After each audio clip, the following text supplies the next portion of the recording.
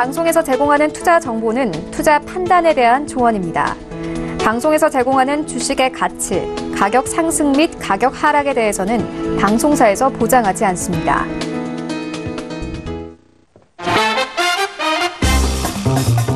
안녕하세요. 톡스타 2부로 다시 찾아뵙습니다. 저희 톡스타 계속 시청하고 계시는 거죠?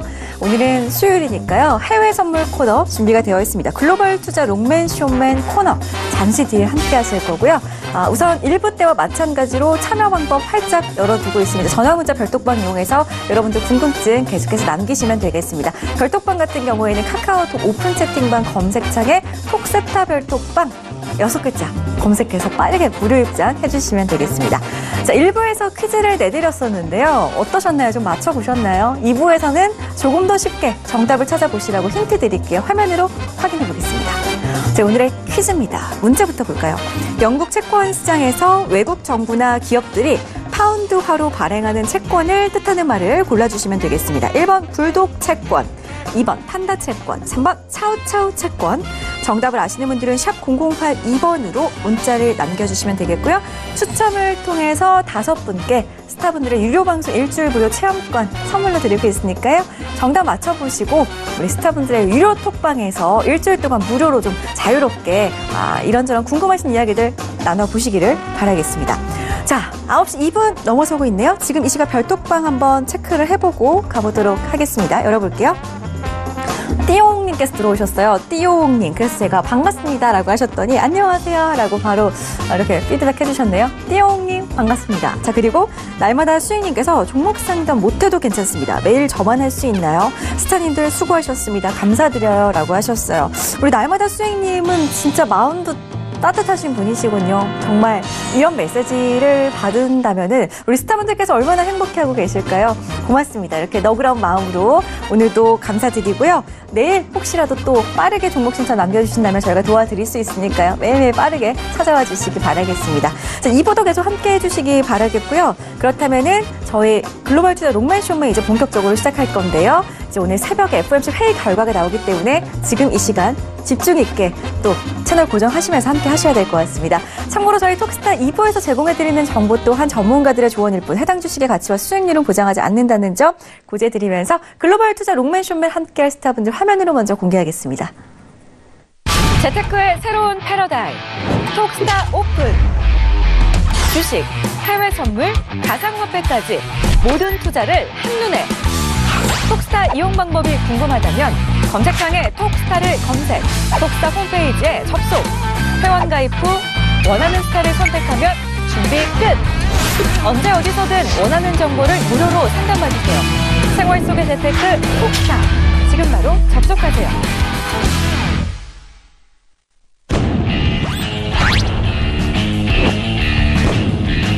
급등 가치주를 발굴하는 인공지능 글로벌 시스템 트레이드 선구주자 에이지 시스템 스타입니다. 시황을 접목한 추세 매매 달인 해왕스타입니다. 네, 안녕하세요. 글로벌 투자 롱맨 쇼맨의 톡스타 로엔알파 김은수 스타입니다. 지난 일주일 동안 연방정부 부분 폐쇄, 즉 셧다운 종료가 됐습니다. 이 설문조사를 보니까요, 국민들에게 누구의 공로가 더 컸냐라는 이러한 설문조사에 이 민주당이 39%, 트럼프가 23%, 관심 없음이 38%로 집계됐습니다. 이만큼 트럼프의 지지 세력이 그만큼 좀 약화 중이다라는 걸 알 수가 있는데요, 지금. 4분기 실적 발표, 미중 무역 부분의 고위급 회담, 연준 FOMC 등 여러 가지 이벤트가 지금 시작되고 있습니다. 우리나라 증시 이제 설날 다가오죠. 그래서 고민이 더욱 깊은 시장이 아닐까 싶습니다.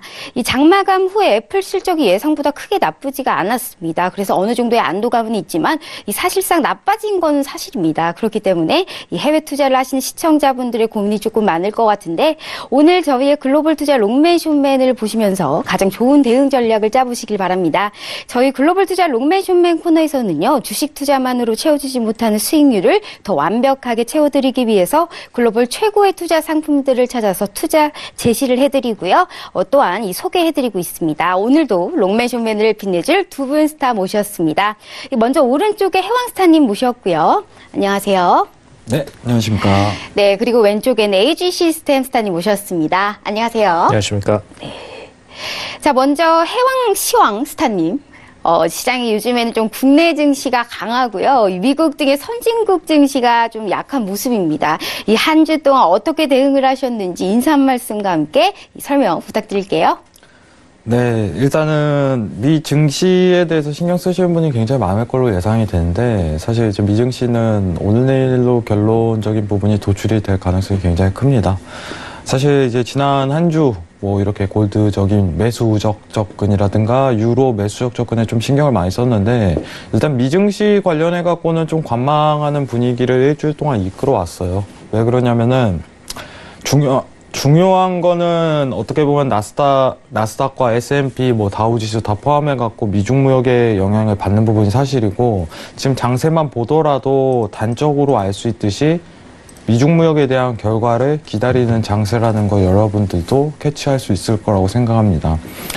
굉장히 낙관적인 지향 자체가 지속적으로 지난주부터 이어져 왔는데 이거는 개인적으로 좀 이따 설명을 드리겠지만 저는 소멸성 재료에 좀 가깝겠다. 이런 부분에 좀 가깝겠고 사실 이제 달러 인덱스라든가 뭐 골드, 유로 이 부분은 FOMC에 포커스를 맞춰야 되는데 오늘이죠. 네, 오늘 넘어가는 이제 새벽 시간대, 한국 시간대로 새벽 4시에 성명서 발표가 있는데 그거를 기다리면서 한 주를 무리 없이 매수적 접근만 보자. 골드, 유로 이 부분으로 조금 잡았습니다.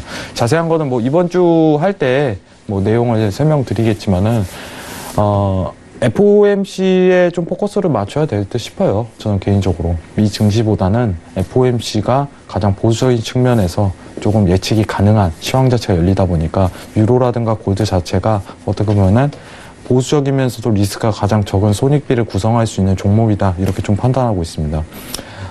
그렇기 때문에 미 증시 자체는 어떻게 보면 소멸성 재료이기 때문에 결과가 예측되고 나서 어떻게 보면 시장의 흐름대로 추세적인 부분을 판단하고 나서 그때 한번 포커스를 맞추는 게 굉장히 좋다 싶으면서 일주일 동안 미 증시는 관망했고 골드랑 뭐 유로 매수적 접근으로 손익비에 대한 구성 부분에 대해서 설명을 드렸습니다. 이상입니다.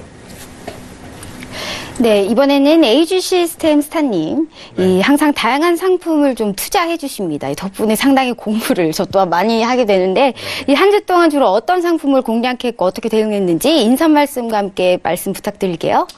네, 안녕하십니까. 사실 저번 주에 딱 정확하게 두 가지를 좀 추천을 드렸었어요. 네, 유로에 대해서 ETF 그리고 유로 선물 상품으로 들어가셔라. 네, 딱 이 부분을 정확하게 찝어드리고 갔는데 한번 리뷰를 드리도록 하겠습니다. 네, 일단 첫 번째로 주식으로 들어가실 수 있는 상품이 있었고 그냥 해외 선물에서 들어가실 수 있는 상품들이 있었고 그랬는데 유로에 대해서 제가 저번 주에 딱 그어드리고 간 라인이 있었죠. 네, 1.13600 라인, 600 라인이었습니다. 그래서 500 라인부터 저항이 스타트가 되실 거고 600 라인에서 매수로 들어가시면 된다. 딱 이렇게 얘기를 드렸고 그 이유 자체는 일단 이번에 셧다운 이후로 통화 가치 부분이 약반등 들어가고 있다는 거, 달러 가치 약반등 들어가고 있는데 연결 선물로 확인하시지 말고 이번 월물로 딱 3월물로 보시게 되면은 3,600 라인에 계속해서 지금 12월부터 연속 지지가 있다라는 부분, 호가 블록이죠. 이게 있기 때문에 매수가 가능하시다라고 얘기를 드렸습니다. 근데 딱 정확하게 여기 찍고 나서 딱 10틱 정도 밀렸죠. 10틱 정도 밀리고 그대로 쭉 반등해서 현재까지도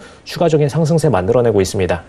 그래서 이 포지션 같은 경우에는 제가 톡방에서도 한번 얘기를 드렸던 게 장기로 빼실 수가 있다라고 얘기를 드렸어요. 선물로 가실 때도 장기로 빼실 수 있고 특히 ETF로 가실 때 장기로 빼실 수 있다라는 얘기를 드렸는데 그러면 지금 선물 상품 얘기했는데 ETF 얘기 제가 추가적으로 드렸죠. 그죠?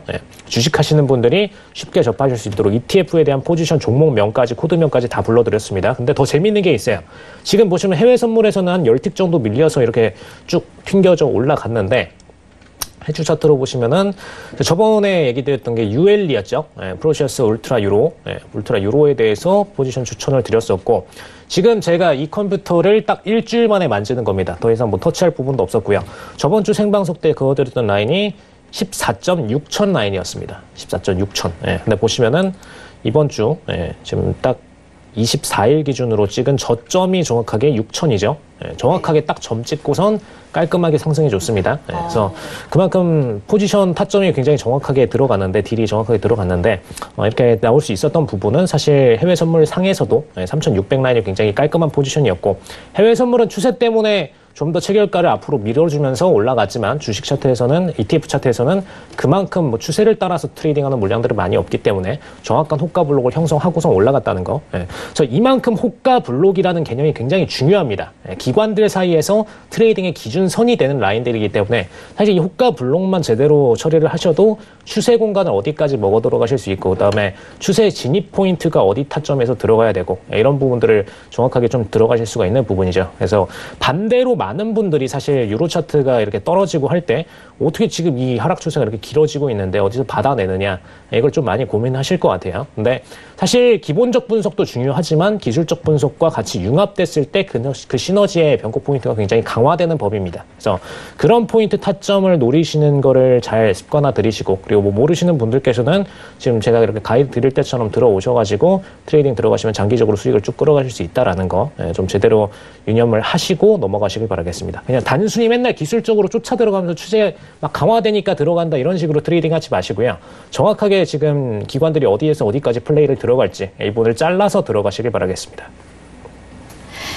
네, 이 본격적으로 코너 들어가 보도록 하겠습니다. 이 글로벌 투자 롱맨 숏맨 지난주 해외 투자 핫딜입니다. 이 셧다운은 좀 끝났지만요. 오늘부터 미중 무역 협상 고위급 회담이 진행됩니다.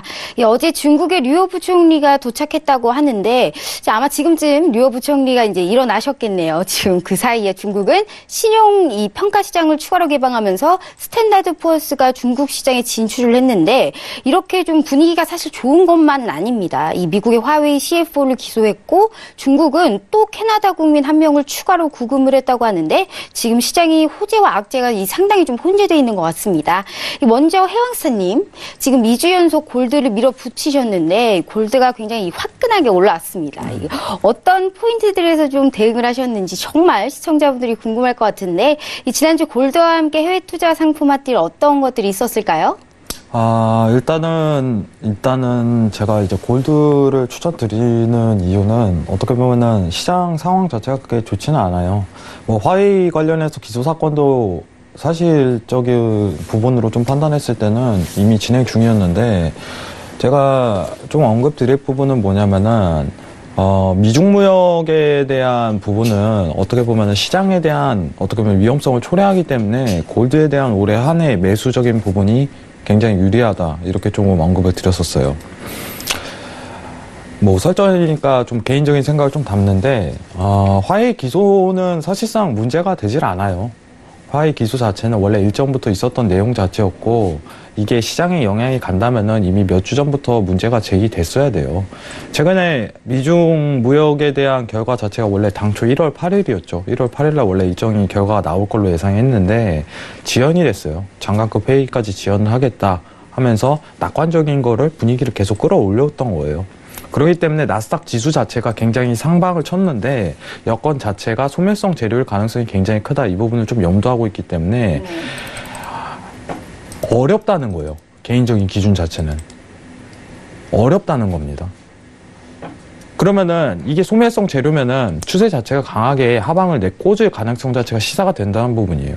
지금 상황에서는.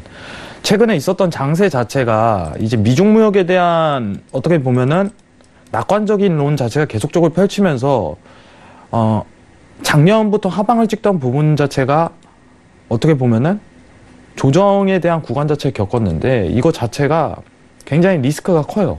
현재로서는. 그리고 이제 내일이겠죠. 오늘 자체는 무난하게 넘어갈 거예요. 큰 시장에 어떻게 보면 결과를 도출한 거나 언론적으로 뿌리지 않을 가능성이 굉장히 크다고 봐요.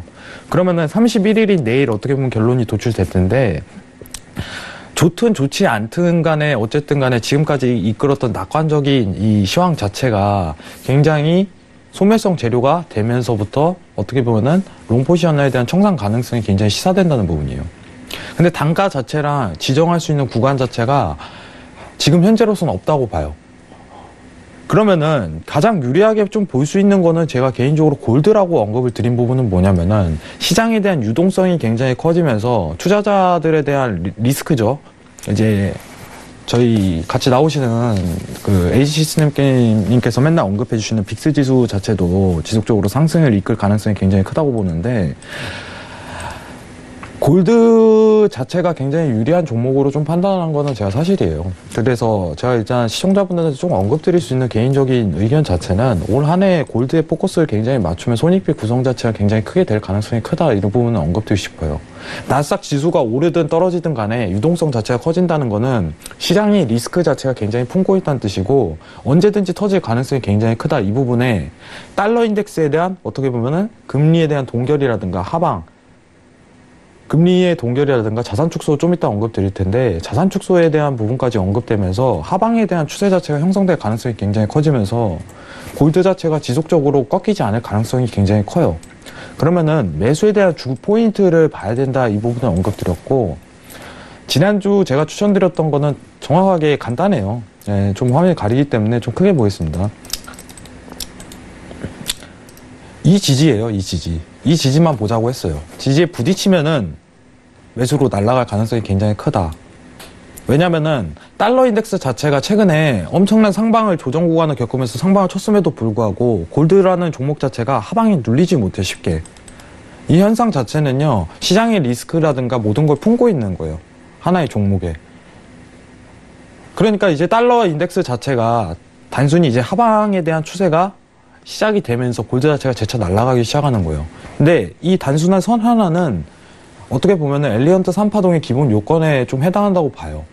그러면 이 지금 장세 자체가 간단하게 얘기를 드리면은 추세장이다 하고서 판단할 수 있는 거예요, 현재로서. 그러면은 이게 언제까지 날아갈 가능성을 엄두하고 있지 않은데, 저 차트가 일봉 차트인가요? 아니면 60분봉이요. 60분봉? 네, 최근 60분봉 T. 네, 지난주 제가 골드를 추천했던 자리는 이 지지대 부딪히면은 골드가 매수 자리가 유력하다고 언급을 드렸었어요. 네. 그러면 달러 인덱스 자체가 최근 들어서 하방에 대한 추세가 시작이 되면서 골드 자체가 내려오기 시작하는 거예요. 골드 자체가. 기준에 대한 지지 추세대가 자체가 깨지면서 하방에 대한 추세 자체가 이제 시작이 되는, 골드 자체는 상방이 되고, 네. 달러 자체는 하방이 되는 거예요. 여건 자체가. 그렇기 때문에 지난주 골드 추천드린 건데, FOMC 회의 전에 이제 다수의 투자자들이 좀 기대하는 거는, 어쨌든 간에 FOMC에서 비둘기적인 메시지를 내뿜을 가능성 자체가 굉장히 크다는 거를 모두가 품고 있는 거예요. 근데 유로존의 상황은 반대로 볼게요. 어떻게 반대통하니까. 유로존 자체는요, 어차피 금리 동결 못할 거 뻔히 알고, 금리 인상 못할 거 뻔히 알고, 12월에 테이퍼링 종료했으니까 그 다음 2분기 정도는 지나야지 어떻게 보면 금리를 올릴지 말지 결정하는 구간인데, 지금 1월이에요. 12월에 테이퍼링 끝난 지 불과 한 달도 안 됐어요. 그렇기 때문에 통화 정책을 꺼낼 리 만무해요. 그럼 다수의 투자자들은 유로의 통화 정책에 집중하지 않고 있어요. 유로존의 통화 정책에. 브렉시트 관련해갖고 시황이 많이 나오고 있지만은, 브렉시트 관련 영국은요, 유로존의 일부였어요, 일부. 다수의 이제 유로존에 섞여져 있던 일부 자체예요. 그리고 너무 어떻게 보면 뻔한 스토리대로 가고 있어요, 상황 자체가. 영국에서. 너무 뻔한 스토리로 가고 있기 때문에 시황 자체가 너무 예측이 가능해요, 상황 자체가. 그렇기 때문에 제가 포커스를 맞추고자 하는 거는 단순히 이제 FOMC 회의였죠.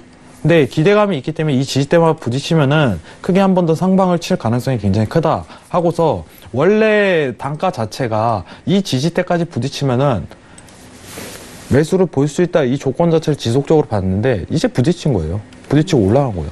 그러면은 여기서 추가적으로 상승이 가능한가요? 가능하다는 부분이에요. 여기서 이제 매도로 꺾일 것이다, 이렇게 판단하면은 오류를 범하는 거예요, 상황 자체가.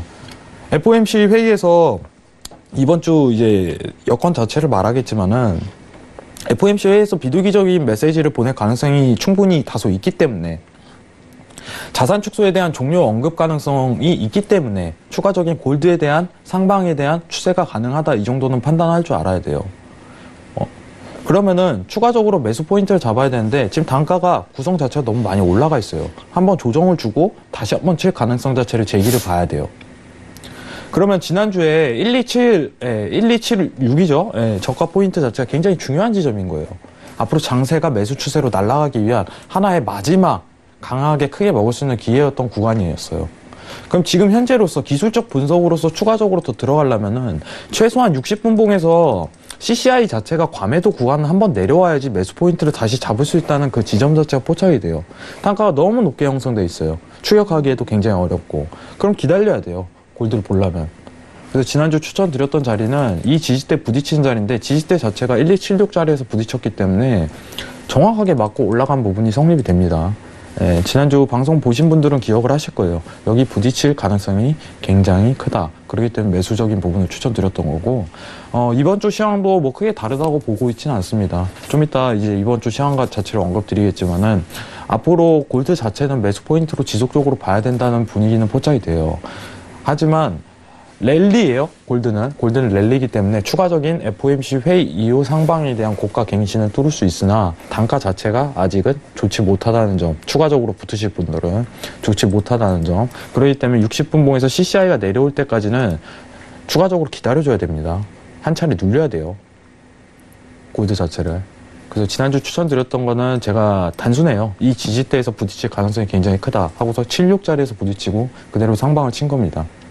추가적으로 이제 지난주 매매 자체는 골드에 대한 매수 부분을 굉장히 적극적으로 추천드렸고, 뭐 상방으로 가갖고, 여러분들 방송 보신 분들은 매수적인 부분을 보신 분들은 손익비를 구성할 수 있는 단가를 조금 겪으셨을 거예요.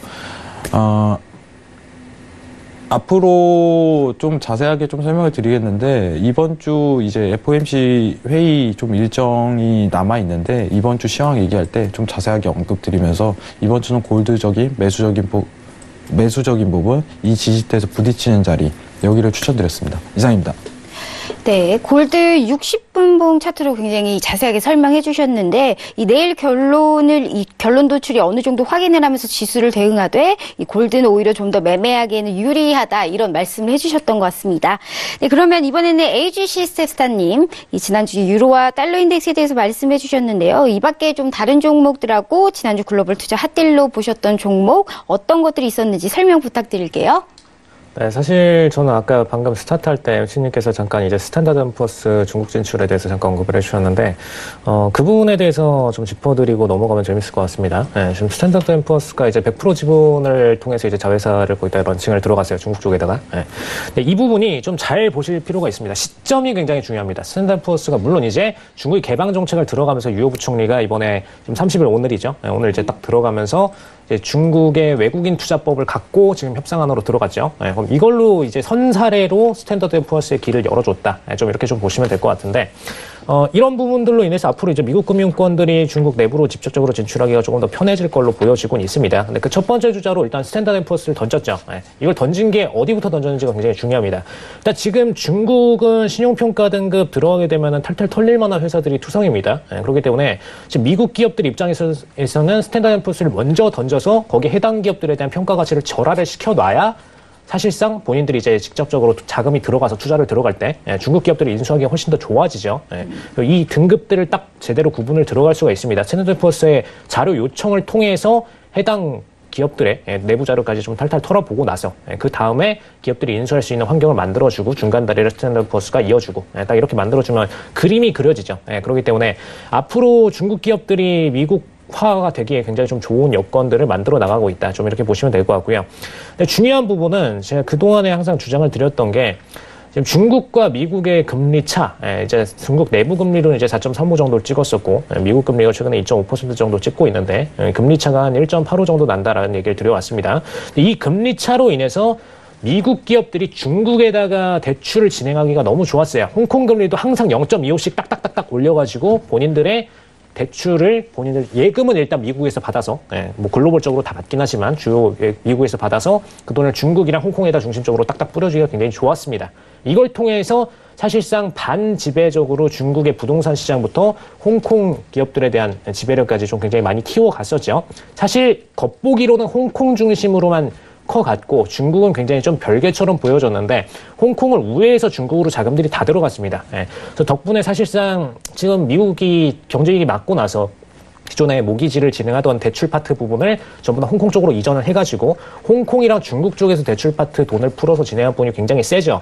그래서 이 덕분에 뭐 직접 지배력은 아니더라도 간접 지배력으로라도 지금 중국과 홍콩에 대한 지배력이 많이 늘어났었다는 것. 특히 주식이 아니라 채권 파트로 많이 일어났습니다. 예. 그래서 이 덕분에 사실 채권 파트 전환만 해주면은 바로 지배력으로 전환할 수가 있는 만큼, 예. 그래서 이 채권 주식 전환으로 전환 들어가면 되는 부분이죠. 그래서 이런 부분들만 쭉쭉쭉 진행하고 나면은 사실상 중국이 어떤 지배를 미국화로 다시 받게 되는 거는 그냥 시간 문제다 정도로 보여지고요. 특히 저는 이 포인트를 현재라고 보진 않고 미국과 중국 금리가 1% 이내로 진입하는 시점에서 공격적으로 대출이 주식으로 전환되는 비중이 굉장히 좀 커질 거다. 좀 이렇게 얘기를 드립니다. 혹은 이제 미국 기업들이 다시 본국으로 자금을 재송환하는 과정이기 때문에 그때 기준으로는 채권들의 재연장이 굉장히 어려워질 거야. 그럼 이때 기준으로 중국 기업들은 채권 연장이 어려워지는 만큼 작은 난 겪게 될 가능성이 굉장히 높죠.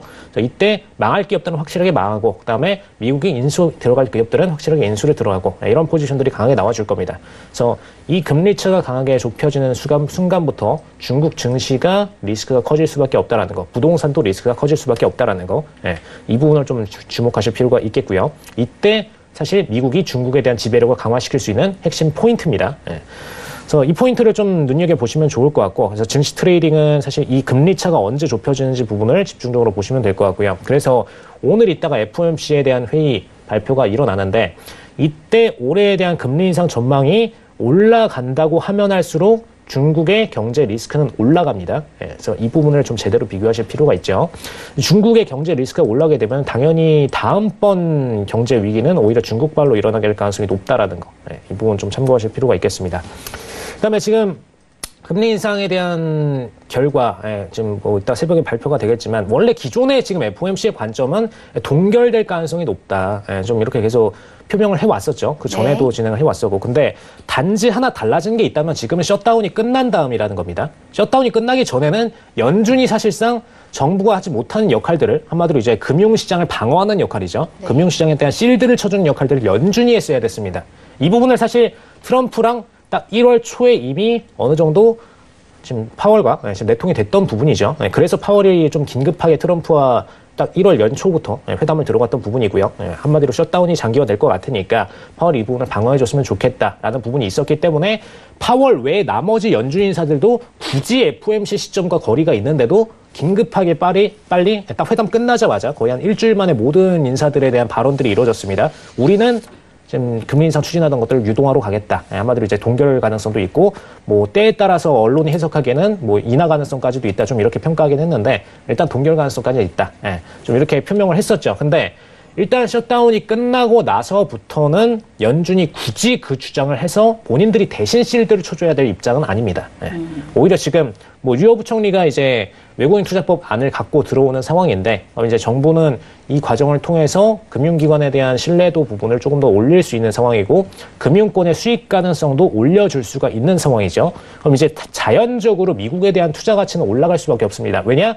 미국 금융기업들이 중국에 대한 지배력이 강화되는 만큼 앞으로 성장 가치 모멘텀이 더 강화되기 때문에 이런 부분에 있어서 당연히 미국 기업 쪽으로 자산 운용을 맡기는 게 조금 더 이득이 되는 상황이죠. 그런 만큼 굳이 지금 연준이 나서서 금융권에 대해서 방어를 할 상황은 아니다라고 보실 수가 있겠고요. 그럼 지금 시점에는 이제 금리 인상에 대한 표명을 언제 해주느냐, 사실 이 문제인데 이제 와서 이제 그냥 완전히 금리를 끝낼 수는 없습니다. 금리 인상을 다 끝내버리고 확실하게 동결로 전환하자 이럴 수가 없습니다. 왜냐? 장기 목표 금리가 3.0이기 때문에. 이거는 어쩔 수가 없어요. 장기 목표 금리가 10년 장기 목표 금리가 3.0입니다. 이 목표 금리를 언제 올려서 맞추느냐의 차이일 뿐이지 나중에 올리든 올해 올리든 결국에는 올려야 됩니다. 올려야 되는 포인트이고 그걸 단지 올해 하기에는 좀 벅차지 않을까라는 의견이 있었던 것뿐이고요. 그래서 분명하게 올해 들어서의 FOMC 회의, 지금 당장 내일장 넘어가는 타이밍에 얘기를 해주거나 아니면은 거의 연말쯤에 가서 12월쯤에 미루다가 인상을 뒤늦게 진행을 하던가 혹은 이제 12월에 아예 그냥 2020년도로 다 넘기겠다 해주던가 이 두 가지 안에 대해서 선택을 해줘야 되는 만큼 1월이 가장 중요한 포인트이고 1월에 미루게 되면은 그냥 연말까지 쫙 밀려버릴 수 있다라는 거. 그래서 그 포인트를 보실 필요가 있겠습니다. 그다음에 이제 저번 주에 제가 리뷰 드렸던 포인트들 좀 보시면은 이제 골드 그리고 달러랑 유로였죠. 달러랑 유로였는데 골드를 좀 같이 설명을 드리도록 하겠습니다. 골드 같은 경우에는 지금 딱 브렉시트 건이죠. 어제 제가 브렉시트 의회 표결 들어오기 전에 지금 브렉시트 영상을 거의 방송 내내 틀어드렸었어요. 예. 이제 메이 총리가 막 이렇게 연설하고 이제 의회에서 막 반박 들어오고 그런 것들을 좀 보여드렸었는데, 중요한 거는 일단 브렉시트 건과 달리 지금 어제 표결 같은 경우에는 그냥 브렉시트에 대한 플랜 B안, 플랜 B안에 대한 부분이었고, 이 플랜 B안에 대한 부분은 뭐 당연히 승인 처리가 나야 되는 부분이었기 때문에 이렇게 부결 가능성이 높진 않았던 상태였습니다. 그래서 시장 자체에 대한 리스크는 높진 않았어요. 근데 중요한 거는 브렉시트 시점이 점점 연기되면 연기될수록 파운드에 대한 투자 가치가 상대적으로 올라가 버린다는 거. 그리고 상대적으로 지금 이 시점이 된 상황에서 지금 브렉시트에 대한 딱 정확한 연기 일정이 제대로 안 나와 있는 상태였죠. 그래서 이것 때문에 골드 투자 가치가 최근 한 3거래일 동안에 상대적으로 올라갔다는 거. 그래서 골드를 매수 플레이를 끌어가시기에 제일 좋은 시기였습니다. 제일 좋은 시기였는데 문제는 이제 골드 청산 시점이 점점 다가왔어요. 그래서 골드 같은 경우에는 지금 1310포인트, 1310포인트에서 1차 청산, 그 다음에 2차 청산은 1327포인트. 이렇게 진행을 하셔야 되는 시점입니다. 그 다음에 더 추가적으로 장기로 빼고 싶은 분들께서는 일단 브렉시트에 대한 정확한 부결 처리가 더 강화되고 나서, 혹은 이제 뭐 제2국민 투표나 이런 건들이 다 캔슬되고 나서 제대로 다시 한번 그때 상방을 보시길 바라겠고요. 저는 사실 그렇게 상방을 보더라도 1400선까지는 절대로 갈 수가 없다라고 보는 입장이기 때문에 뭐 연중으로 골드를 장기 베팅 하시는 거에 있어서는 정확한 목표가를 잡고 가시는 게 좋다라고 얘기를 드립니다. 그다음에 뭐 제일 메인 포지션이었던 유로. 유로는 아까 딱 스타트하고 나서도 리뷰를 드렸습니다. 근데 제가 이거를 좀 쭉 스펙트럼화해서 얘기를 드릴게요. 유로 같은 경우에는 사실 연결 선물로도 보셔야 되고 그냥 단 월물, 지금 3월물 기준으로도 보셔야 되고, 그 다음에 달러 인덱스와 반대로도 보셔야 되고 이렇습니다. 먼저 좀 달러 인덱스를 보면서 갈게요. 달러 인덱스 같은 경우에는 97.5 라인, 제가 작년 3월부터 뭐 다른 경제 TV에서도 다 마찬가지고 97.5 포지션이 일단 작년도 2018년에 갈 수 있는 맥시멈 라인이다라는 얘기를 많이 드려왔어요. 이제 그 포인트는 작년이 지났으니까 그냥 확실시 돼서 97.5선에 대한 저항선을 보여주고선 떨어져 줬고요. 근데 다시 재반등을 하게 될 경우에 유로 입장에서는 97.5에 해당하던 이 라인 포지션 이하로 내려가기가 어렵죠. 뭐 달러 인덱스 입장에서는 97.5 이상을 뚫기가 어려운 선 중 하나고요. 다만 올해 시점을 보시면은 일단 올해는 통화정책 발표가 제대로 안 났습니다. 연간 통화정책 발표가 제대로 안 났죠. 트럼프가 발표를 해줘야 되는데 셧다운 때문에 그냥 한도 끝도 없이 길어져 왔습니다. 근데 이 포지션에 대한 발표가 확실하게 일어나야 올해에 대한 달러 목표치를 위든 아래로든 제대로 선정을 할 수가 있다라는 거, 이 부분을 보시면 될 것 같고요. 이걸 역이용해서 저번 주에 제가 유로에 대해서 매수 포지션을 드렸던 겁니다. 왜냐? 트럼프가 달러 인덱스에 대한 장기 포지션을 얘기를 못 해줘 버리면은 기존의 2018년도 관점이 그대로 유지가 돼버리기 때문에, 그죠? 2018년도 관점이 유지가 된다는 건 뭐냐? 달러 인덱스 입장에서는 97.5를 넘을 수가 없었다는 거고요. 뭐 떨어진다면은 기존의 작년도의 하한선까지가 뭐 맥시멈이겠지만, 저는 중립선인 93.3 정도까지가 맥시멈이라고 얘기를 드릴 수가 있겠습니다. 그래서 이 포지션을 올해 지금 통화정책 발표를 하기 전까지는 유지를 할 수밖에 없어요. 반대로 이제 이거를 그대로 달러 인덱스, 유로로 끌고 와서 보신다면은 연결 선물로 보시겠습니다. 연결 선물로 보시면은 이제 작년도 97.5를 도달할 때 선이 유로로 따지면 딱 1.13000, 13,000 라인입니다. 1.13000. 이 라인이 작년도 지금 달러 인덱스가 97.5라면은 유로한테는 딱 13,000 라인이다. 이렇게 보시면 되겠고요. 그래서 유로가 하방으로 쏠 수 있는 선은 딱 여기까지였습니다. 쏠 수 있는 선은 딱 여기가 미니멈. 근데 지금 이번 월물로만 잘라서 보시면은, 딱 3월물로 잘라서 보시면은 작년도에 11월, 12월 이때의 97.5 라인이 좀 최근에 터치를 했던 딱 3,600 라인에 위치를 해 있습니다. 그죠? 그래서 이 포지션은 3월물로 왔을 때는 유로로 따진다면은 달러 인덱스의 97.5에 해당하는 라인이라는 거. 그래서 이 포지션이 강력한 매수선으로 전환이 되실 수가 있었던 겁니다. 그래서 3월물 기준으로 굉장히 강한 지지 포인트였기 때문에 유로에도 호가 블록이 있고 달러 인덱스에도 호가 블록이 있습니다. 기관들이 매매치는 매매 단가가 정해져 있죠. 근데 그 포지션이 3월물로 전환했을 때는 이 단가였기 때문에 강력한 매수 포지션으로 전환이 될 수가 있었다는 거. 그래서 이 부분을 좀 집중적으로 헤쳐보실 필요가 있겠습니다. 다만 이 포지션 같은 경우에는 트럼프가 연간 통화정책 발표를 진행을 해줄 경우에 만약에 강달러화를 추진하겠다. 그럼 당연히 유로 입장에서는 저점을 깰 수가 있겠죠. 근데 만약에 트럼프가 약달러를 진행하겠다 해준다면은 저희는 유로 지금 장기 포지션으로 홀딩하고 있는데 이거 그대로 쭉 연간으로 끌고 가셔도 문제가 없는 겁니다. 예, 그래서 이 부분 좀 연간 통화 정책 발표를 보시고 전후로 수익이 좀 크게 갈릴 수 있다라는 거 유념해 두실 필요가 있겠습니다. 네, 지금 달러 인덱스의 하락 그리고 그 반대인 이 유로화 상승의 이유를 조금 말씀해 주셨습니다. 이 달러 인덱스의 이 저항 라인과 유로의 지지 라인이 일치하는 지점에서 공략했다고 볼 수 있겠네요. 지금 지난주 최고 핫한 종목이라면 역시 골드 그리고 그와 반대로 방향이 움직였던 이 달러 인덱스였습니다. 그 골드 상승, 달러 인덱스 하락 여기 두 분이 모두 예견했다는 거에 대해서 이 상당히 놀라운 이 판타스틱한 분석력이었다고 보고 있고요. 그리고 이번 주 이 해외 투자 상품 핫딜입니다. 이 지난주 골드와처럼 이번 주도 시청자분들이 좀 많이 기대를 할 것 같은데요.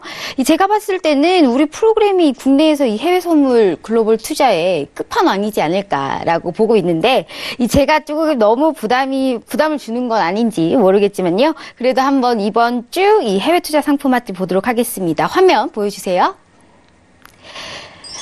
네, 먼저 AG 시스템사님 이번에는 골드를 롱, 그러니까 매수죠. 채권을 숏, 그러니까 매도 가지고 나오셨고요. 해왕스타님 역시 이번에 유로 매수 가지고 나오셨습니다.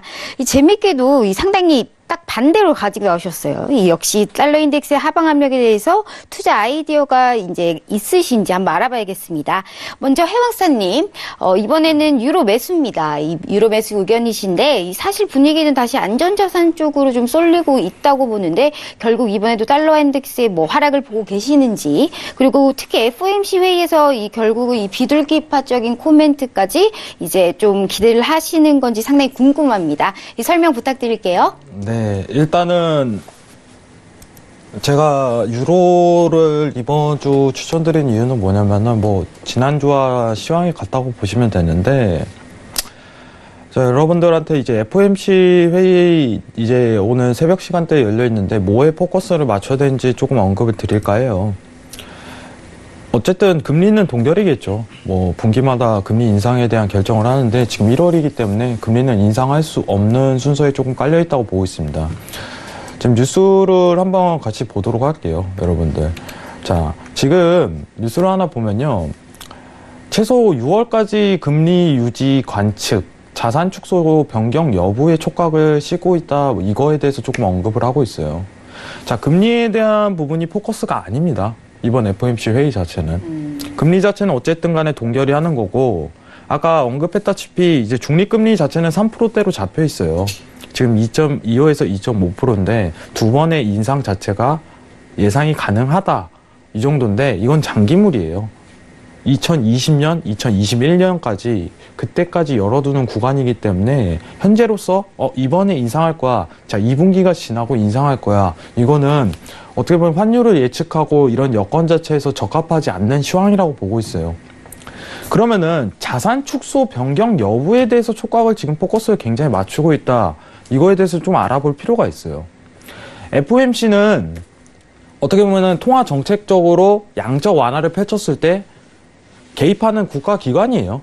독립기관이긴 하지만은 직접적으로 개입을 합니다. 2008년에 리먼브라더스 사태가 터졌을 때 FOMC가 하는 주된 일은 금리에 대한 어떻게 보면 제로금리까지 이끌을 이 금리 인하 정책을 펼치고, 그리고 두 번째가 뭐냐면은 채권 매입이었어요. MBS 채권이라고 하는 어떻게 보면 부동산 담보 채권 자체를, 저당 담보 증권이죠. 그거 자체를 굉장하게 매입을 시작을 해왔던 거예요. 그리고 국채 자체도 매입을 했어요. 그 매입한 양 자체가 1조 원 규모였어요. 1조 정확하게 얘기하면은 1조 달러입니다. 1조 달러. 그러니까 1조 달러. 어떻게 보면은 1000조예요. 1000조. 우리나라 돈으로 변경을 하면은. 네. 그러면은 이 자산 자체가 지속적으로 10년 동안 매입을 해왔기 때문에 5000조가 됐어요. 양 자체가. 그래서 2017년에 이제 줄일 필요성이 있겠다 하고서 양적 완화에 대한 종료를 시사하고 나서 금리를 인상하면서 자산 축소를 해왔는데, 이거를 갑자기 종료하겠다는 거는 양적 완화에 대해 추가적으로 진행할 가능성이 시사된다는 거예요. 그러면은 금리 인상이 중요한 부분이 아니라 어떻게 보면 FOMC 행보 자체가 양적 완화를 추가적으로 하냐? 이거에 대한 여부를 따지는 거예요. 지금 현재로서.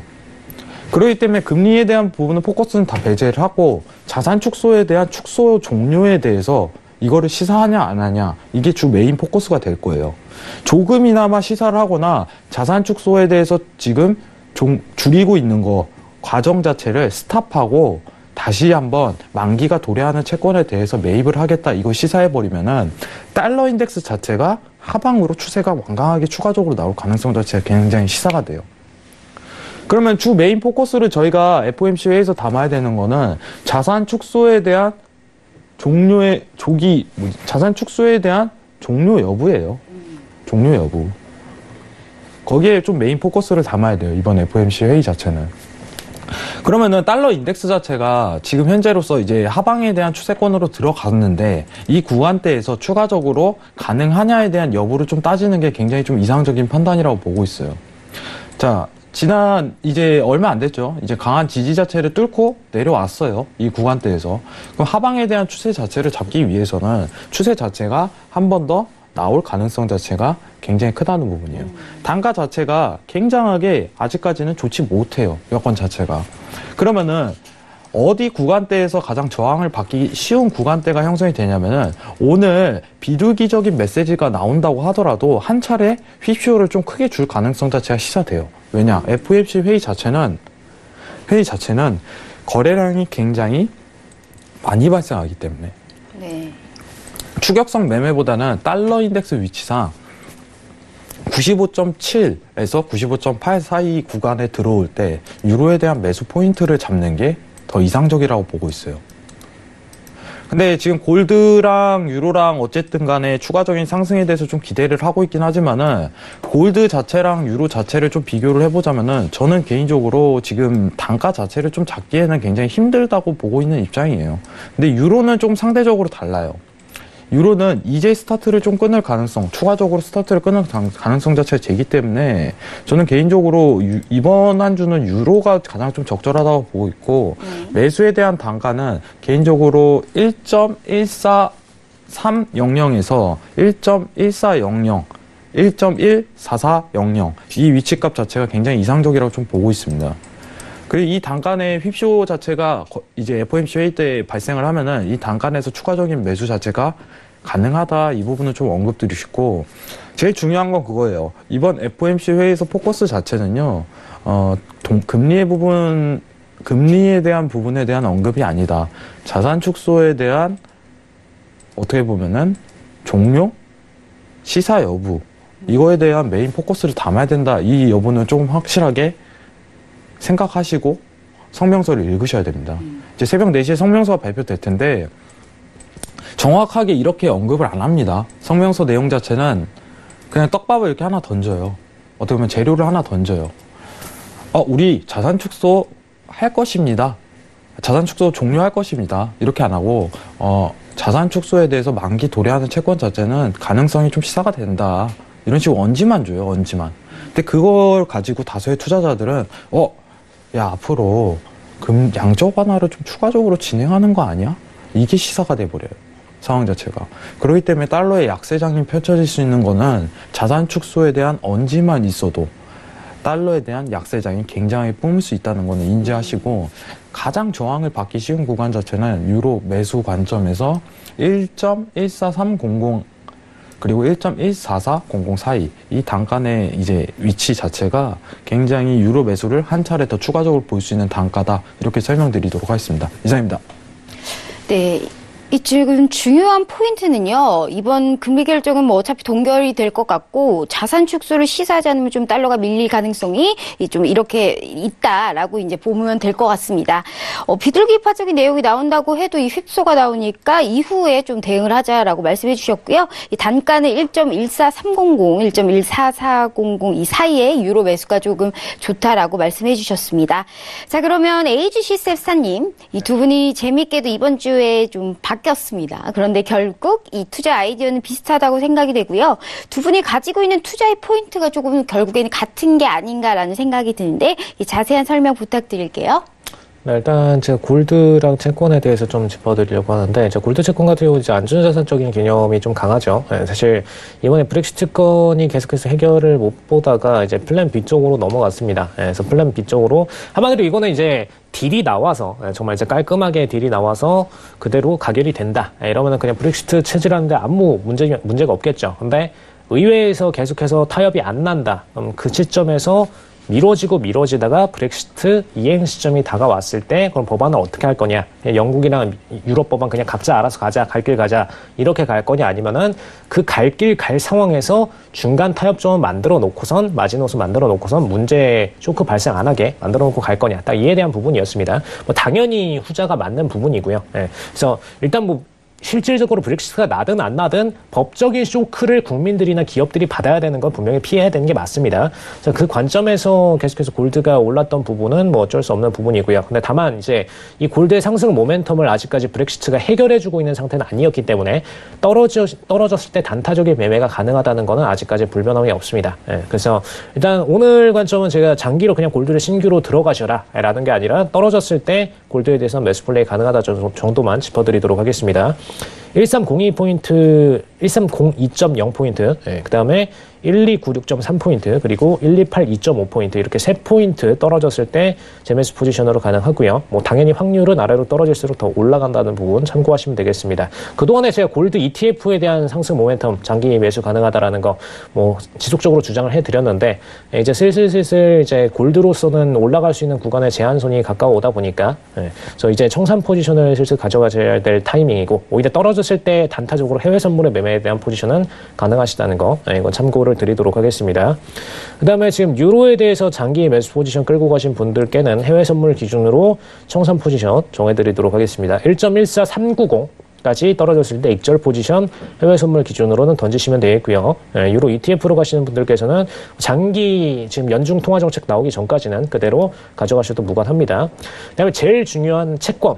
채권은 사실 제가 해외 차트 기준으로 12포인트 18.0 여기서 이제 과거에 매도 포인트를 드려왔는데, 제가 중요하게 짚어드렸던 부분이 이 셧다운이 끝나고 나면 채권은 반등할 거다라고 얘기를 드렸어요. 왜냐? 채권의 가치는 정부의 신뢰도와 직결하기 때문에. 그렇죠? 예, 정부의 신뢰도가 떨어지면 당연히 채권은 떨어지는 거고요. 정부의 신뢰도가 올라가면은 상대적으로 반등을 보여주는 겁니다. 그럼 지금 최근에 나오는 건 뭐죠? 쇼커버링이죠. 그죠? 정부 신뢰도에 대해서 떨어진다라고 매도를 쳤는데 일단 셧다운이 해제가 되니까 일단 뭐 추가적으로 더 떨어질 건 없으니까 청산 들어간다. 딱 이 정도 물량으로 보시면 됩니다. 근데 중요한 거는 지금 이제 조금 이따 금리 결정 나오는데, 뭐 금리는 당연히 안 올라가요. 당연히 안 올라가고, 중요한 건 이제 연간에 올릴 것이냐 말 것이냐 이에 대한 전망이죠. 근데 여기서 만약에 더 올린다라는 전망이 나온다면 당연히 채권에 있어서는 추가적인 하방세를 보셔야 되는 게 맞고요. 왜냐? 지금 현재 채권 차트에 반영되어 있는 거는 2.5% 금리로 올해는 수렴한다라는 쪽으로 베팅이 되어 있는 상황이기 때문에 추가적으로 지금 하방을 보시는 게 맞습니다. 추가적으로 금리를 올린다 할 경우, 만약에 동결로 그대로 들어간다. 일단 첫 달이 제일 중요하죠. 연중 통화 정책에 있어서 연준에 있어서 똑같이 첫 달이 중요합니다. 첫 달에서 동결한다. 당연히 채권에 있어서는 공격적인 매수 플레이가 반대로 나와버릴 수가 있습니다. 그래서 그 관점을 좀 중시하셔서, 채권 같은 경우에는 매수 플레이가 나올 경우에 매수를 쫓아가실 필요는 없고요. 왜냐? 어차피 장기적으로 금리는 더 상승할 거기 때문에 이때는 오히려 아래쪽에서 매수 포인트 대기를 해도 오시면 되겠습니다. ETF로 드릴게요. ETF 기준으로 DTYS, 해외 ETF입니다. 해외 ETF DTYS 17.5천 포인트, 17.5천 포인트에서 매수 대기 들어가시면 되겠습니다. 바클레이즈 PLC죠. 이걸로 들어가시면 되겠습니다. 네, 지금 빅 이벤트들을 앞두고 또 연휴를 앞두고 좀 안개 속에 시장 속에 이제 해외 투자 전략을 좀 잘 참고하셔서 성공 투자하시길 바라고요. 혹시나 더 궁금한 게 있으시다면 이 두 분 스타의 톡방에 직접 들어가셔서 실시간으로 물어보시면 참 좋을 것 같습니다. 지금 빠르게 좀 베스트 픽을 넘어가겠습니다. 좀 빠르게 한번 설명해 주세요. 베스트픽 아까 전에 한번 집어드렸는데 유로 3,600 라인이었고요. 그 주식 하시는 분들은 제일 중요하게 보실 게 해외 ETF 종목에서 ULE 종목, 저번 주에 제가 14.6천 집어드렸던 포지션입니다. 여기 점 찍고 올라갔는데 왜 점 찍고 올라갔는지 설명 한번 제 장 초반에도 드렸으니까 그러면 리뷰 보시면서 이 포인트 확인해 보시길 바라겠습니다.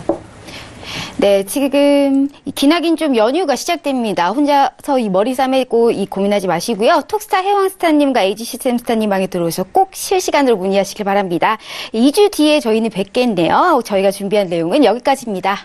네, 시간 관계상 우선 세 분의 스타분들 여기서 인사를 좀 나눌게요. 오늘 상담 고맙습니다. 자, 2시간 동안 여러분들과 함께 했고요. 퀴즈 정답도 한번 확인을 해봐야겠죠? 화면으로 공개하겠습니다. 오늘 퀴즈였죠? 정답은 2번 불독이었습니다. 정답 1번 불독 채권이었습니다. 정답 맞춰주신 분들 휴대전화 뒷자리로 공개하도록 하겠습니다. 1번 불독 채권을 맞춰주신 분들은 3129님, 그리고 7872님, 3528님과 4002님, 6529님 5분입니다. 진심으로 축하드리고요. 오늘 톡스타 고객센터 전화 받으신 후에 선물 챙겨가시기 바라겠습니다. 참고로 저희 톡스타 2부에서 제공해드렸던 정보 또한 전문가들의 조언일 뿐 해당 주식의 가치와 수익률은 보장하지 않는다는 점 다시 한번 고지해드리고요. 저희 내일 밤 8시에 다시 돌아오겠습니다. 시청해주신 여러분 고맙습니다.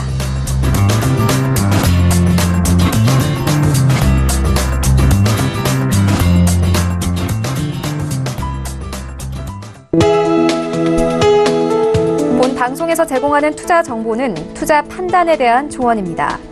방송에서 제공하는 주식의 가치, 가격 상승 및 가격 하락에 대해서는 방송사에서 보장하지 않습니다.